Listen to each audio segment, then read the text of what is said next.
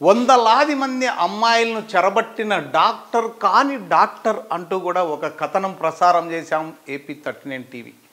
ఆ డాక్టర్ కాని డాక్టర్ ఎవరా అని చాలామంది అడుగుతున్నారు. ఇక్కడున్న ఈ ప్రబుద్ధుడే.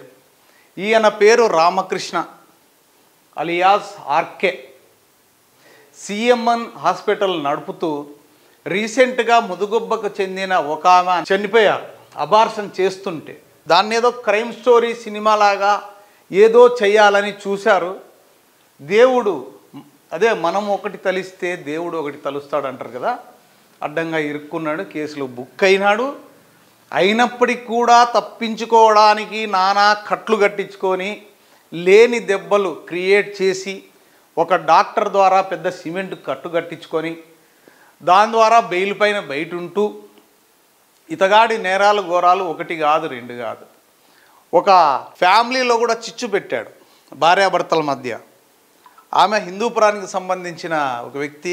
క్యాస్ట్ కూడా చెప్పడం బాగుండదు. ఆ మొగుడికి తెలిసి మన ఆర్కే గారిని రామకృష్ణ నాయక్ ఫుల్గా కోటింగ్ ఇచ్చినాడంట, కొట్టినాడు. హాస్పిటల్లో స్టాఫ్ని అందరూ కూడా కమిట్మెంట్ ఉంటేనే హాస్పిటల్లో పని చేయాలి. అంటే కమిట్మెంట్ అంటే అర్థమైంది కదా మీకు. ఆ కమిట్మెంట్ ఉండేవాళ్ళు మాత్రమే హాస్పిటల్లో తీసుకుంటాడు. వారు ఆర్కే రామకృష్ణ గారు ఏం చెప్తే అది. రామకృష్ణ అంటే రాముడు లేడు కృష్ణుడు లేడు, కానీ రాక్షసుడైతే ఉన్నాడు. సురులు అసురులు అంటారు కదా. సురులు అంటే దేవతలు, అసురులు అంటే రాక్షసులు అన్నట్టుగా ఈ సురులు అంటే డాక్టర్లు. డాక్టర్లు అంటే దేవుళ్ళతో సమానం అంటాం. కానీ వీడు అసురుడు, డాక్టర్ కాని డాక్టర్. అంటే వీడు ఎంబీబీఎస్ చదవలే, ఎఫ్ఆర్సిఎస్ చదవలే, లేకపోతే ఎంఎస్ చేయలే, ఏది చేయలే. శుభ్రంగా ఏడో పని చేశాడు. అని ఫోటో చూడండి. అప్పుడు ఇంక చూడండి, ఇది గతంలో ఉన్న ఫోటో. మిస్టర్ 420 840 అన్నవాడిని మాదిరి ఉన్నాడు వీడు ఎక్కడో పని చేసి ఏదో ఆర్ఎంపీగా ఏదో పెట్టుకొని ఏదో టాబ్లెట్లు ఇచ్చేది చిన్న చిన్న కట్లు కడితే బాగుంటుంది. కానీ ఇక్కడ చూడండి, మై ఫేవరెట్ సర్జన్. సార్ కంటే ఫేవరెట్ సర్జన్లు కూడా ఉన్నారు. ఇంకా విచిత్రం ఏంటంటే ఇప్పుడైతే సిఎంఎన్ హాస్పిటల్ సీజ్ చేశారో అక్కడ లోపల ఈ హాస్పిటల్ వెంబడే మళ్ళీ సెటప్ చేసేసాడు. అంటే రోజుకు లక్షల రూపాయలు, 50,000, 1,00,000, 2 లక్షలు ఎంత పడితే అంత సంపాదన వచ్చి ఈ వ్యక్తి ఎలా మానుకుంటాడు చెప్పండి? మానుకోలేడు కదా. ఇదొక వ్యసనం. ఎట్లంటే వ్యసనాలకు ఏ విధంగా అలవాటు పడి ఉంటారో ఈయన కూడా డబ్బుకు అలా అలవాటు పడాడు.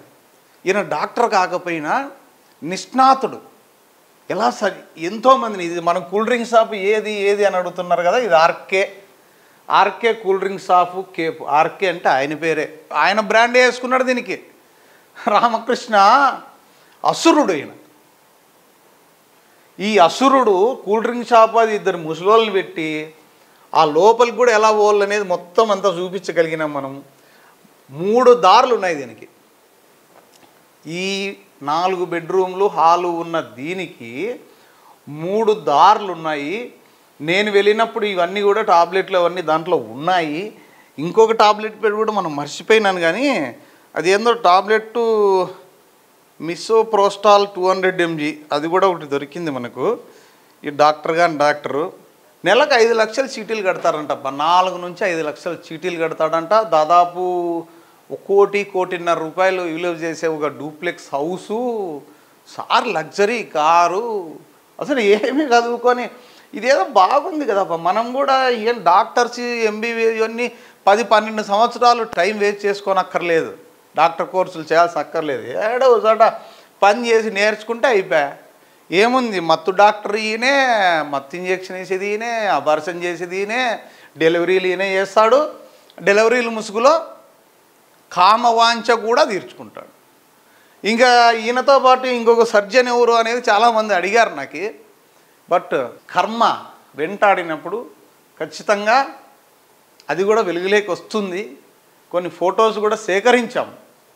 బట్ ఫ్యామిలీ ఇష్యూస్, వాళ్ళ భార్యాభర్తల మధ్య మనం తగాదా పెట్టిన వాళ్ళం అవుతామేమో, ఒకసారి చూద్దాం వార్నింగ్ ఇచ్చన్నట్టుగా. ఇంకా ఆయన దృష్టికి పోలే ఇది. ఇందులో నేను ఏదో తీగ లాగితే డొంకంతా కదిలింది అన్నట్టుగా సర్జన్ ఒకడే అనుకున్నాను, కానీ దాదాపు ముగ్గురు ఉన్నారంట. గుమ్మడికాయల దొంగ అంటే భుజాలు తడుపుకున్నట్లుగా ఈ ఆర్కేతో టచ్లో ఉన్న సర్జన్లు, ఈ పాడు పనులు చేసిన డాక్టర్లు ఒకరు కాదు, ఇద్దరు కాదు, ఏకంగా ముగ్గురు. ఆ ముగ్గురిని కూడా ఏదో ఒకరోజు వెలుగులోకి తీసుకొద్దాం. సమ్ టైం వెయిట్, డెఫినెట్గా నేను చూపిస్తా, వాళ్ళని కూడా చూపిస్తా. ఇది పరిస్థితి. ఇది ఎక్కడ ఏంటనేది అడ్రస్సు ఆనంద హాస్పిటల్ ఉంది బస్టాండ్ పక్కన, దాని పక్కన ఇటు సైడ్ అమ్మ హాస్పిటల్, అటు పక్కన శ్రేయ హాస్పిటల్. ఈ 3 హాస్పిటల్కి మధ్యలో పాడుబడిందేం కాదు, పాత బిల్డింగు. ఆ బిల్డింగ్ ముందర టీ, కూల్ డ్రింక్ షాపు, సిగరెట్లు అన్నీ ఆ ముసుగులో లోపల ఈ దందా నడిపిస్తున్నాడు. చూడు, ఆ లోపల ఇది ఫార్మసీ అనేది. ఆ బెడ్రూమ్లో ఏదైతే ఉందో ఎవరన్నా వస్తే నేను వెళ్ళినప్పుడు పీకడానికి ట్రై చేశారు, నన్ను చూసి ఆపేశారు. అయినారు ఈయన ఎలా ఉండేవాడు అంటే కేవలం ఒక చిన్న అటెండర్గా పనిచేస్తూ ఓటీ అసిస్టెంట్గా ఎదిగి నేర్చుకొని ఈ వ్యక్తి చూడండి, ఈ వ్యక్తి కోట్లాది రూపాయలు డబ్బు సంపాదించే లెవెల్కి వెళ్ళిపోయినాడంటే ఇంకా మనం కష్టపడి చదవాల్సిన అవసరం లేదు. హాస్పిటల్, ఈ సిఎంఎన్ హాస్పిటల్ కరోనా సెకండ్ టైం వచ్చినప్పుడు రెమ్డెసివిర్ ఇంజెక్షను 5,000 5,400 ఎంతో సంథింగ్ ఉంటుంది. దానికి 30,000 రూపాయలు కలెక్ట్ చేశారు. ఇక్కడ ఇటుకులపల్లికి సంబంధించిన ఒక ఎస్టీ చాలా పేదవాళ్ళు, వాళ్ళు వచ్చిందంటే వాళ్ళని భయపడిచ్చి 30,000 ఇంజెక్షన్ తీసుకున్నారంటే నా దృష్టికి వస్తే అప్పటికప్పుడు ఆ డ్రగ్స్ ఏడి రమేష్ రెడ్డిని, తర్వాత సూపరింటెండెంట్ గారిని పిలిపించి అక్కడ వాళ్ళతో డిశ్చార్జ్ చేయించి ఆ బిల్లు, ఆ రెమ్డెసివిర్కి ఇచ్చిన ఇంజెక్షన్కి ఇచ్చిన 30,000 రిటర్న్ ఇప్పించి వాళ్ళని అప్పటికప్పుడు మళ్ళీ సూపర్ స్పెషాలిటీ హాస్పిటల్కి అంబులెన్స్ తెప్పించి నేనే మార్చాను. ఆ రోజు వాళ్ళు నాకు డబ్బులు ఇవ్వడానికి వచ్చారు. ఆ ఎస్టీ వాళ్ళు చూస్తే పని చేసుకునేటోళ్ళు. అమ్మ నాకు వద్దు తల్లి, కావాలంటే మీరు ఎంక్వైరీ చేసుకోవచ్చు, నాకు వద్దమ్మా అని చెప్పి వాళ్ళకి సేఫ్ సైడ్గా, వాళ్ళకి కరోనా ఉన్నా లేకపోయినా సెలైన్లు ఎక్కించి రెమ్డెసివిర్ ఇంజెక్షన్ ఎక్కించినామని 30,000 40,000 తీసుకున్న ప్రబుద్ధులు ఒకరు కాదు, చాలామంది ఇదే చేశారు. మరి డబ్బులోనే ఆనందం ఉంది, డబ్బే ఆనందం ఇస్తుంది అంటే డబ్బున్న వాళ్ళందరూ సంతోషంగా ఉండాలి. ఇంకా ఉన్నారా? మీ గుండె మీద చేసుకొని చెప్పండి, 100 కోట్ల రూపాయల డబ్బులున్న వాళ్ళు ఉన్నారు. వాళ్ళంతా హ్యాపీగా ఉన్నారా? డబ్బు కోసం పరుగులు తీస్తున్న ఇలాంటి వాళ్ళని ఏం చేయాలి మరి?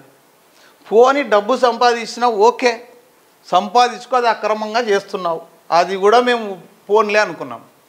కానీ అమ్మాయిలు నిన్ను నమ్మి వచ్చి నీ దగ్గరికి వచ్చిన వాళ్ళని ఈ విధంగా చెరబట్టడం కరెక్టా? ఇది తప్పు కదా.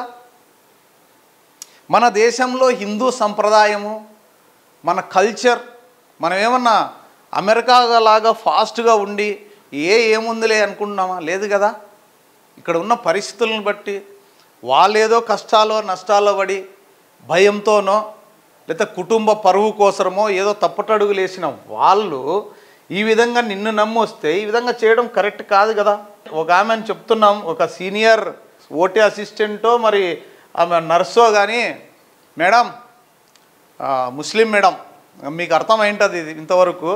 ఈ సీనియర్ మేడం కూడా చెప్తున్నా, మీరు చాలా స్కానింగ్ చేసి లింగ నిర్ధారణ చేసి అమ్మాయా అబ్బాయా అని చెప్పి అసలు ఏం చేస్తున్నారు నాకు అర్థం కాదు. డిఎంఎన్హెచ్ ఆఫీస్ వాళ్ళకి తెలియదా అంటే అక్కడ ఉన్న స్టాఫ్ అందరికీ తెలుసండి. ఎవరెవరు ఏం చేస్తున్నారో అందరూ చెప్తారు. ఏ హాస్పిటల్లో లింగ నిర్ధారణ చేస్తున్నారు, భ్రూణ హత్యలు చేస్తున్నారు, అబార్షన్లు చేస్తున్నారని తెలీదా మీకు? నాకే తెలుసు.